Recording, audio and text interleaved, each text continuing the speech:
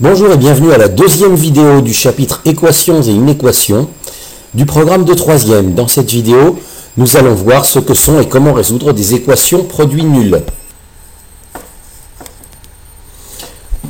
Nous commençons par une petite question toute simple. Donnez, essayez d'écrire 5 exemples différents de multiplication qui ont pour résultat 0. Allez-y.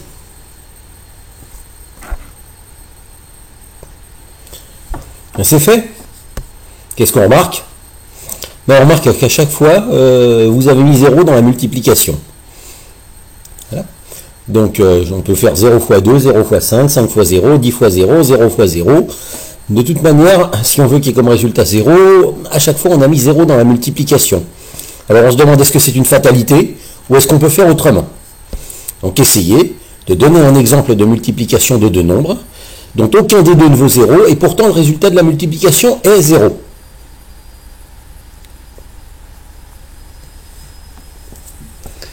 Bien, si vous y aviez bien réfléchi, normalement on ne doit pas pouvoir trouver.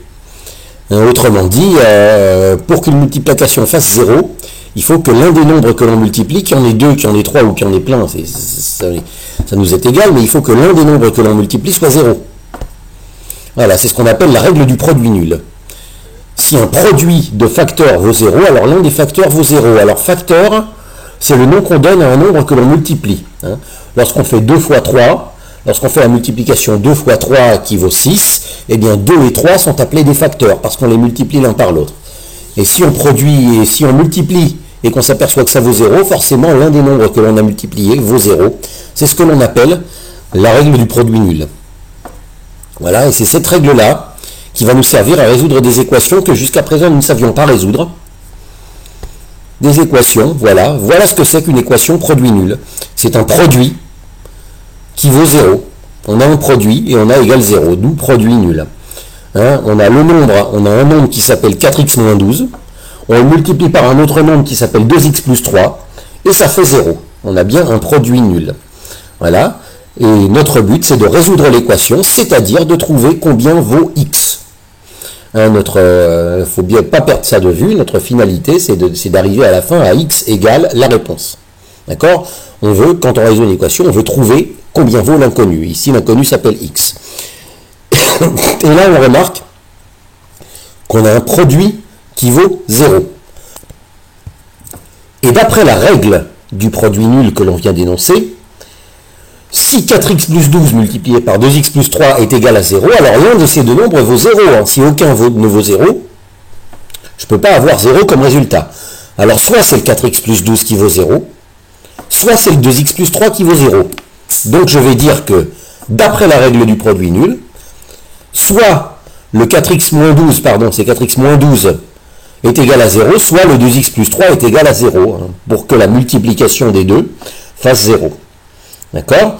Donc, et là, je m'aperçois que mon équation avec un produit nul, je l'ai transformée en deux petites équations que je sais résoudre, en deux petites équations que j'aurais pu résoudre en quatrième, en isolant x avec les méthodes que j'ai appris à faire. Donc, on va résoudre chacune de ces deux équations et on va trouver donc deux solutions. Donc, commençons par 4x moins 12 égale 0. Je vous rappelle, je veux trouver x, je veux donc x égale quelque chose, et donc tout ce qui est du côté de x, je veux m'en débarrasser. Avec quoi je vais me débarrasser d'un moins 12? Avec un plus 12, je vais rajouter 12 à gauche et à droite du signe égal. Alors à gauche du signe égal, ça va m'enlever le moins 12 comme je le voulais, et à droite du signe égal, je vais obtenir 0 plus 12, et donc il va me rester 4x égale 12. Maintenant, ce qui est gênant là, c'est la multiplication par 4, puisque je veux que x reste tout seul. Et pour enlever une multiplication par 4, eh bien, il n'y a rien de mieux que de diviser par 4. Je divise par 4 à gauche, ça va m'enlever le 4, et il va me rester x tout seul, comme je le voulais. Je divise par 4 à droite, donc 12 divisé par 4, ça fait 3. Et j'obtiens que x est égal à 3. Oui, donc j'ai obtenu une solution de l'équation, qui est que x peut très bien valoir 3. Maintenant, il y a une autre partie, il y a 2x plus 3 égale 0 à droite. Nous allons aussi résoudre cette équation, nous allons obtenir une autre solution. Donc, même chose, je veux que x reste tout seul. Qu'est-ce qui empêche le x de rester tout seul? Par exemple, l'addition, le plus 3. Comment enlever ce plus 3? Avec un moins 3. Je fais moins 3, je rajoute moins 3 à gauche du signe égal, et je rajoute moins 3 à droite du signe égal. Alors moins 3 à gauche du signe égal, ça va m'enlever plus 3 comme je voulais. Et moins 3 à droite du signe égal, ça fait 0 moins 3, ça fait moins 3. Donc j'obtiens 2x égale moins 3. Maintenant, sachant que je veux que x reste tout seul, la multiplication par 2 me gêne, puisque c'est elle qui empêche x de rester tout seul. Puisque la multiplication me gêne, je vais faire le contraire, c'est-à-dire je vais diviser par 2. Alors diviser par 2 à gauche du signe égal, ça va me laisser x tout seul comme je le voulais. Diviser par 2 à droite du signe égal, ça va me faire moins 3 divisé par 2, que je peux très bien écrire moins 3 demi. Et voilà. Autrement dit, j'avais une équation au départ, une équation avec un produit nul, 4x moins 12 fois 2x plus 3 égale 0. Et en appliquant la règle du produit nul, je trouve que x peut très bien être égal à deux valeurs.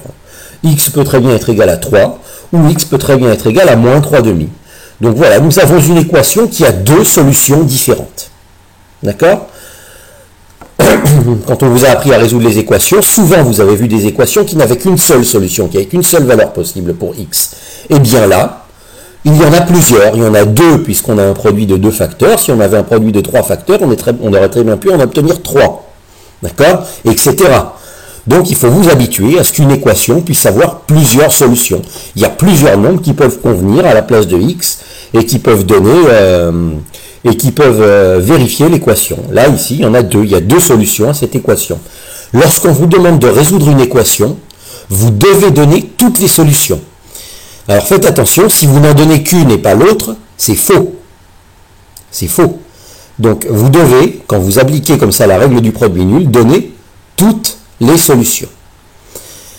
Donc on résume, savoir reconnaître une équation produit nul, parce que vous avez un produit et vous avez égal 0, vous avez une multiplication et vous avez de deux nombres ou de plusieurs autres nombres et vous avez égal 0.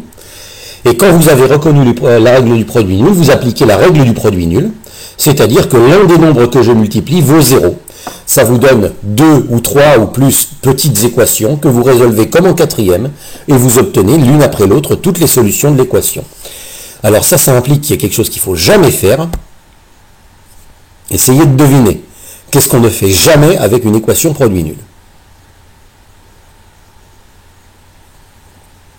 Eh bien, au moins à notre stade, au stade de la classe de troisième, on ne va jamais ouvrir les parenthèses avec la distributivité. Vous pouvez d'ailleurs essayer de le faire si vous voulez, donc on ne développe jamais une équation produit nul. Vous pouvez reprendre l'équation que je vous donne et essayer là d'ouvrir les parenthèses avec la double distributivité. Vous arriverez à une expression avec un égal 0, avec le même égal 0 de l'autre côté. Et cette expression, vous ne saurez pas comment la traiter pour arriver aux solutions qui sont 3 et moins 3 demi. C'est-à-dire vous serez coincé. C'est-à-dire si vous avez une équation produit nul et que vous développez, eh ben, vous allez à l'échec parce que vous arriverez à une situation où vous serez coincé, vous ne saurez pas revenir en arrière. Vous ne saurez pas trouver x. Donc, quand vous avez le développement, ne vous mettez pas dans la tête que quand on a la distributivité, on la fait, on développe toujours. On développe si ça nous est utile. Et là, dans les équations produit nul, ça ne nous est pas utile, ça nous est nocif de développer. Donc, quand vous avez une équation produit nul, surtout, ne développez jamais. Résolvez-la de la manière que je vous ai décrite dans le cadre vert qui est devant vous.